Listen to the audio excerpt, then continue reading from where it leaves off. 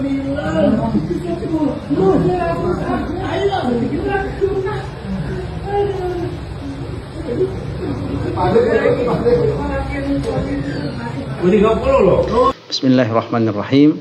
Assalamualaikum warahmatullahi ta'ala wabarakatuh. Alhamdulillahi rabbil alamin. Wa sallallahu ala sayyidina Muhammadin wa ala alihi wa sahbihi wasallam, amma ba'du. Ada sunnah baru yang dilaksanakan oleh teman-teman Salafi Wahabi, yaitu melaksanakan push up di antara sholat tarawih. Ini yang membuat sunnahnya adalah seorang Ustadz Wahabi yang sering ngomongin tentang pengobatan, ya, dokter siapa itu namanya. Nah, saya melihat ada kecacatan berpikir di dalam apa-apa yang mereka sangkakan sebagai bid'ah dan sunnah. Jadi pola pikirnya Wahabi itu seperti ini. Apabila suatu perkara ini dia dianggap sebagai ibadah dan dia itu ditentukan waktu, tempat, dan jumlahnya, maka itu harus ada tuntunannya dari Nabi Muhammad SAW. Dalam pengertian harus ada tuntunannya itu, dia harus ada nas secara sharih. Jadi kalau misalkan kita ini ba'da sholat mau salaman, itu harus ada perbuatan bersalaman setelah sholat yang dilaksanakan oleh Rasulullah SAW atau para sahabat atau generasi tabi'in. Jadi harus ada sorihnya, teksnya. Atau kalau misalkan kita ini mau baca yasinan setiap malam Jumat, nah ini baca yasinnya bagus. Tapi kalau dikhususkan pada malam Jumat, maka itu harus ada nas secara sharih, baik Quran atau hadis dari Nabi Muhammad SAW atau dilaksanakan oleh sahabat atau tabi'in.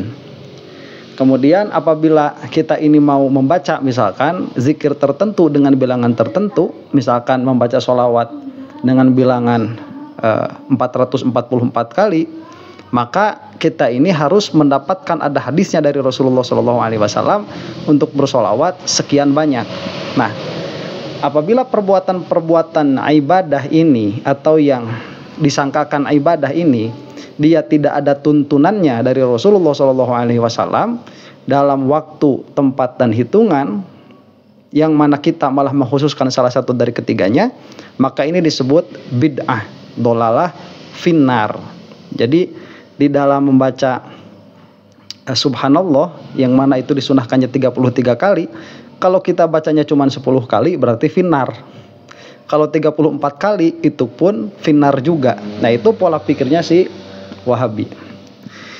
Nah, kemudian apabila sesuatu ini dia tidak dianggap sebagai ibadah, contohlah di dalam perkara ini seperti push up, ia mau dilaksanakan kapanpun dengan hitungan berapapun yang nggak ada masalah. Seperti di dalam video tadi kan, ngobrolin berapa tuh kenanya 20 apa berapa begitu ya. Nah, jadi setelah sholat nih push up ditentukan 20, push upnya itu ditentukan hitungannya yaitu 20, malah ditentukan tempat waktunya yaitu setelah sholat tarawih, maka itu bukan bid'ah ya. Nah, itu mah ya perbuatan biasa saja. Ini bisa terjadi kesimpulan seperti itu karena mereka tidak memiliki pola berpikir yang baik dan benar. Ya, pola pikirnya itu cacat.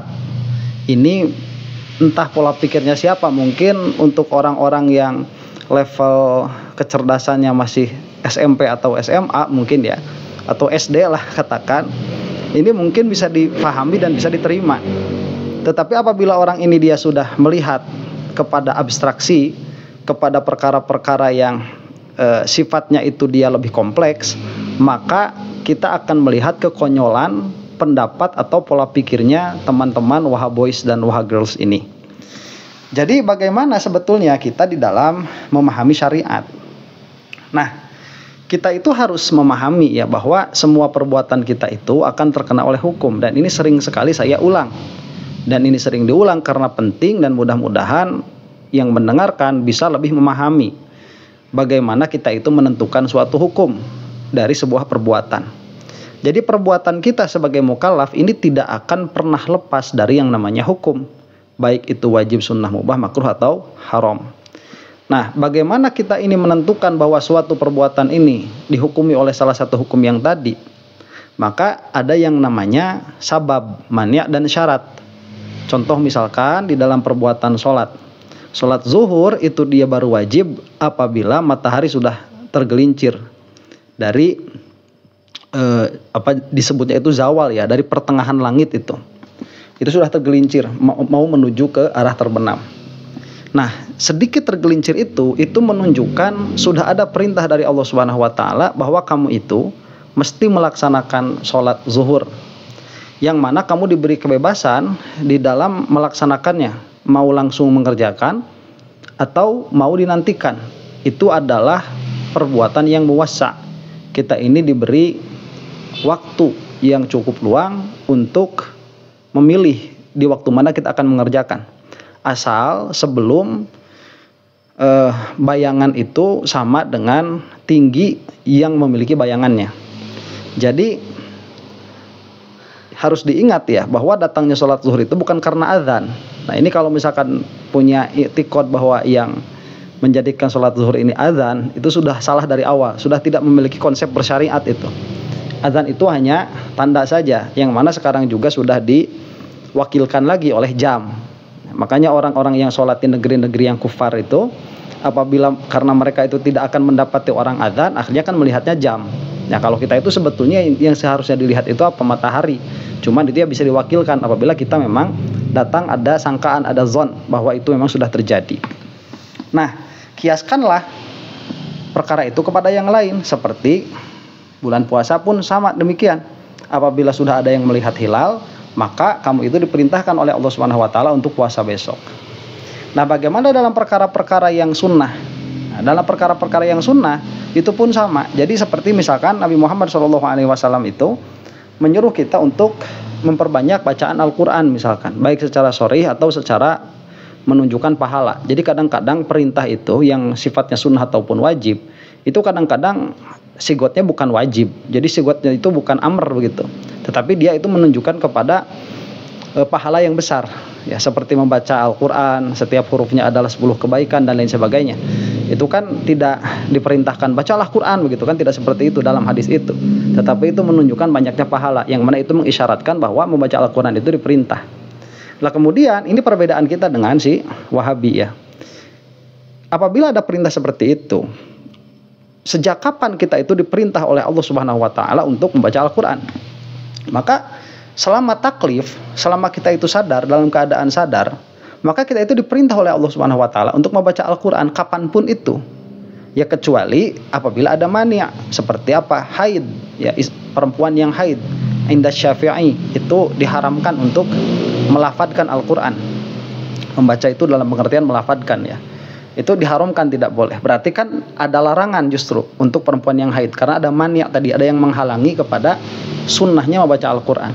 Nah, untuk kita semenjak bangun tidur itu sudah ada perintah, silahkan baca Al-Quran begitu. Sudah ada perintah, dan perintahnya itu banyak ya.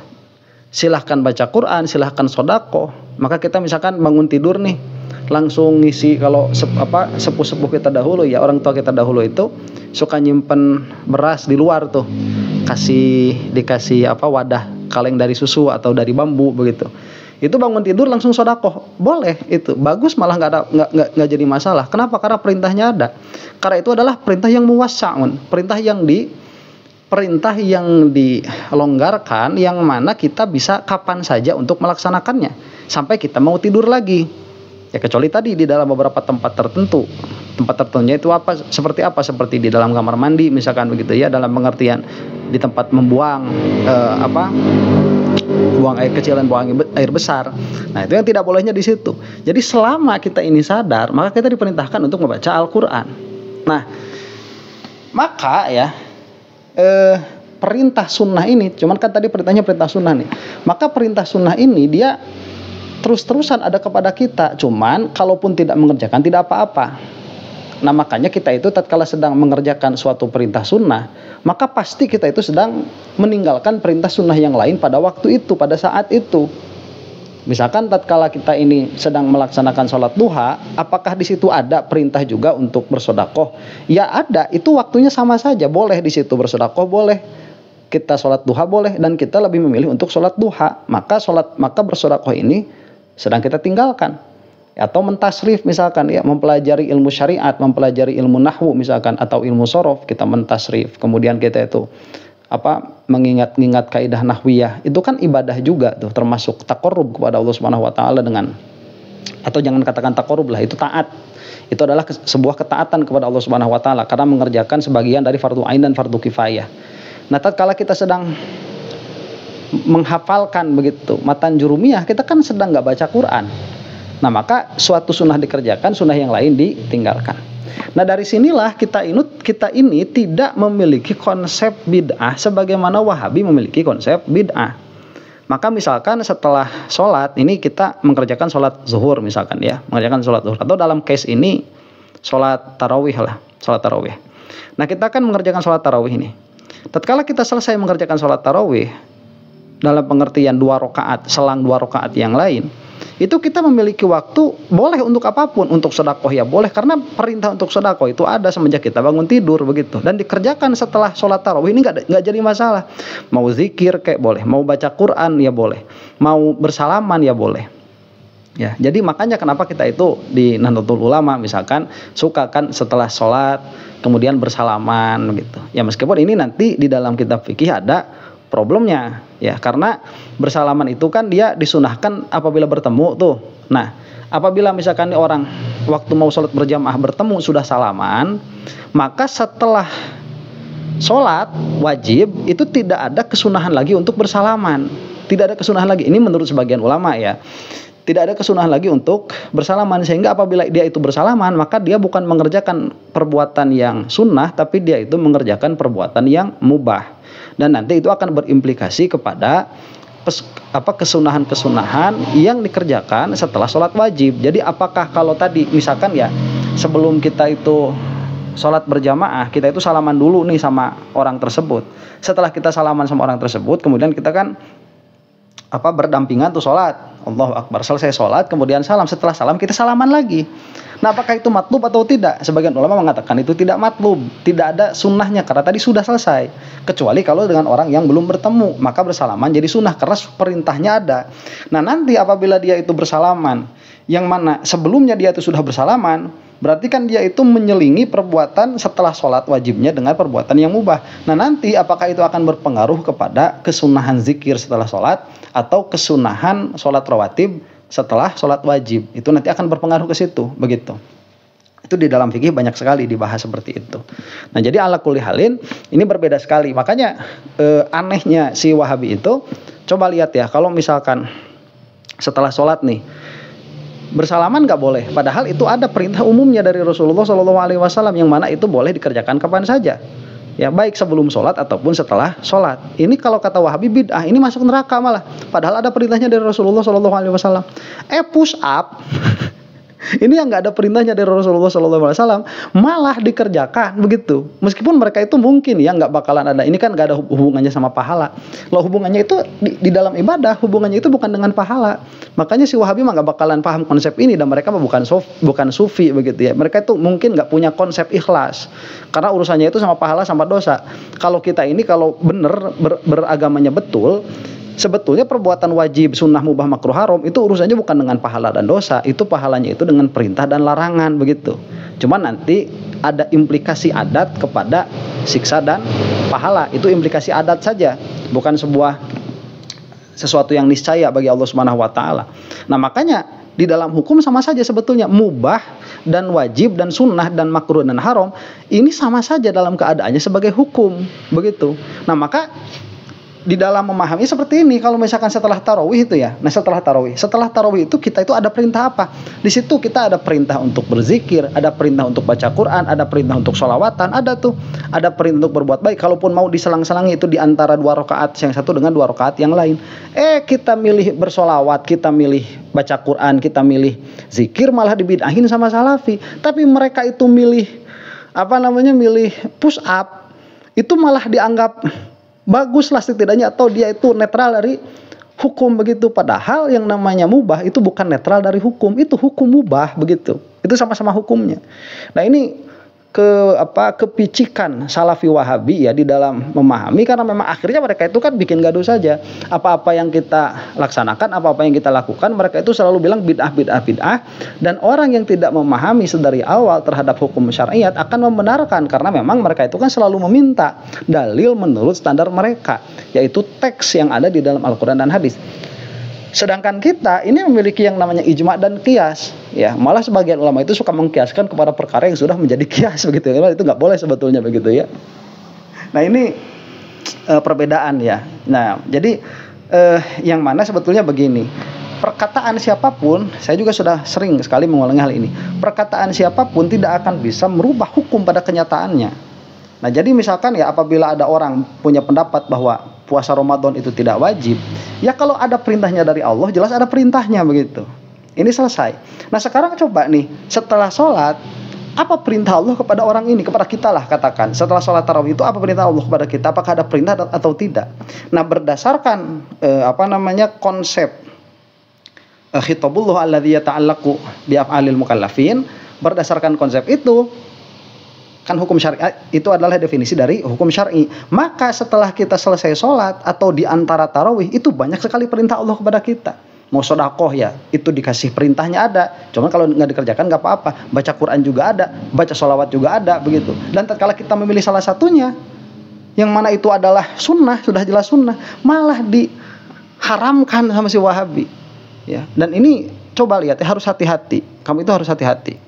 Tatkala kamu tidak memiliki pola pikir yang benar, maka tatkala kamu itu mengharamkan perkara yang disunnahkan oleh Rasulullah SAW, maka ini bisa keluar dari agama. Karena ini permasalahannya bukan pada pemahaman, bukan pada pemahaman saja. Ini sudah prinsipil. Dari mana mereka itu bisa mengatakan baca Quran setelah sholat, berzikir setelah sholat, berdoa setelah sholat itu menjadi haram? Itu dari mana? Bersalaman setelah sholat jadi haram.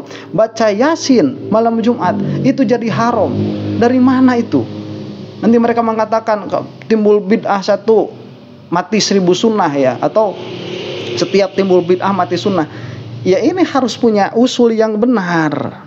Harus punya usul yang benar. Makanya kita ini tidak mengatakan bid'ah itu sebagai hukum. Cari di dalam usul fikih yang namanya bid'ah itu bukan hukum.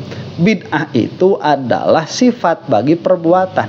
Apabila perbuatan ini belum pernah dilaksanakan oleh Rasulullah SAW, perbuatan apapun itu baik ibadah ataupun bukan, maka dia adalah bid'ah. Apabila dia pernah dilaksanakan oleh Rasulullah atau pernah didiamkan oleh Rasulullah SAW, itu bukan bid'ah. Nah nanti bid'ahnya ini dia pasti akan dibagi lagi kepada hukum. Makanya Imam Ghazali di dalam Ihya Ulumuddin itu mengatakan di antara bid'ah yang dilaksanakan setelah Rasulullah SAW wafat sesaat itu apa? Yaitu mengayak tepung. Jadi dulu zaman Rasulullah itu yang namanya tepung nggak diayak, ya mau dipakai makan kok repot amat, buang-buang waktu begitu. Tapi setelah Rasulullah SAW wafat, kemudian Islam menyebar, ada sedikit kemewahan di situ, akhirnya mulai ya makannya lagi jadi agak olo-olo kalau kata orang Sunda itu, yang tadinya kasar nggak apa-apa sekarang mau lembut. Nah itu disebut bid'ah sama Imam Ghazali. Dan itu bid'ah yang bagaimana? Yang mubah begitu. Dan ini harus dipahami, jangan sampai seperti kura-kura di dalam tempurung ya. Sebagaimana si Salafi Wahabi itu yang parah nanti malah bisa mengharamkan perkara yang tidak haram, dan ini bisa berkonsekuensi keluar dari agama, dan kamu tidak akan sadar akan hal itu sebelum kamu itu bertemu dengan Allah Subhanahu wa taala nanti di yaumil qiyamah. Maka ngajilah yang betul, bersanadlah di dalam belajar, jangan terbawa oleh anak-anak dajjal itu. Wallahu taala alam bisawab. Assalamualaikum warahmatullahi taala wabarakatuh.